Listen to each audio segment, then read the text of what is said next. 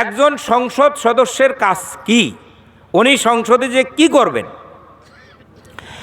একজন সংসদ সদস্যের কাজ হলো তার এলাকার সমস্যাগুলো সংসদে তুলে ধরা।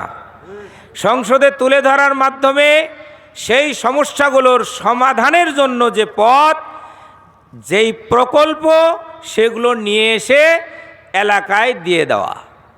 অর্থাৎ সেম একজন বাবার মতো কাজ করে একজন সংসদ সদস্য। বাবা যদি ভালো উপার্জন করে তাহলে সংসারে সন্তানাদি ভালো খাইতে পারে, আর বাবা যদি উপার্জন ভালো না করেন বাচ্চাদের কষ্ট হয়।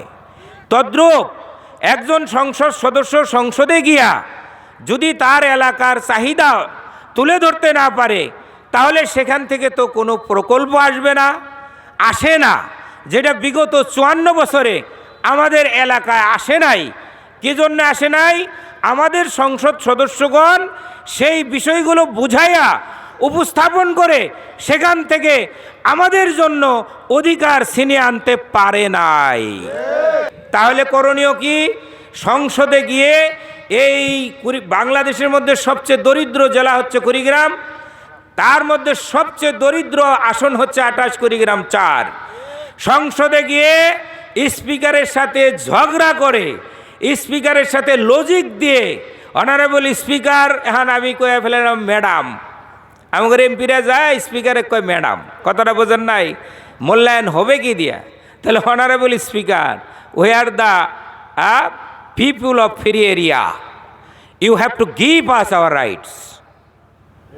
আমরা মুক্তাঞ্চলের লোকজন, উই আর দ্য পোর পিপুল, আমরা গরিব লোকজন, you have to give us our rights. আমরা গরিব লোক, আমরা মুক্তাঞ্চলের লোক, আপনাকে আমাদের অধিকারগুলো দিতে হবে। এটা কেন হয় নাই? We are deprive from our rights because lack of qualified leaders. আমাদের যোগ্যতম লিডারের অভাব ছিল, যার কারণে আমরা এই সমস্ত জিনিসগুলো আনতে পারি নাই। এইবারও যদি আমরা ভুল করি, আমরা একজন কোয়ালিফাইড লিডারকে, আমরা একজন দক্ষ লিডারকে যদি সংসদে না নিতে পারি, আগামী 5 বছরও আমাদের চাতক পাখির মতো চাকায় থাকা লাগবে, নতুন কোনো প্রকল্প আসবে না, এলাকার তেমন কোনো উন্নয়ন হবে না। আর যদি আমরা একজন দক্ষ সংসদ, একজন যোগ্য এমপি পাঠাতে পারি এখান থেকে, উনি গলাবাজি করে, চিল্লাচিল্লি করে সকল এমপিকে থামিয়ে দিয়ে, থামেন, আপনার এলাকাকে উন্নয়ন ঘটাইয়েছেন আপনারা, 28 কুড়িগ্রাম 4-এর উন্নয়ন হয় নাই, অথচ 28 কুড়িগ্রাম 4 মুক্তাঞ্চল, এই এলাকার উন্নয়ন না হলে কোনো বাজেট পাস হবে না এই সংসদে। সম্মানিত উপস্থিতি, গ্রান্ট হতে বাধ্য, কারণ ওনারাও জানে এই এলাকাটা দরিদ্র। কি কারণে দরিদ্র? পুরো ব্রহ্মপুত্র নদটা সারাউন্ডেড এই এলাকার ভিতরে, পুরো আচ্ছাদিত এই ব্রহ্মপুত্র নদটা দ্বারা এই এলাকাটা।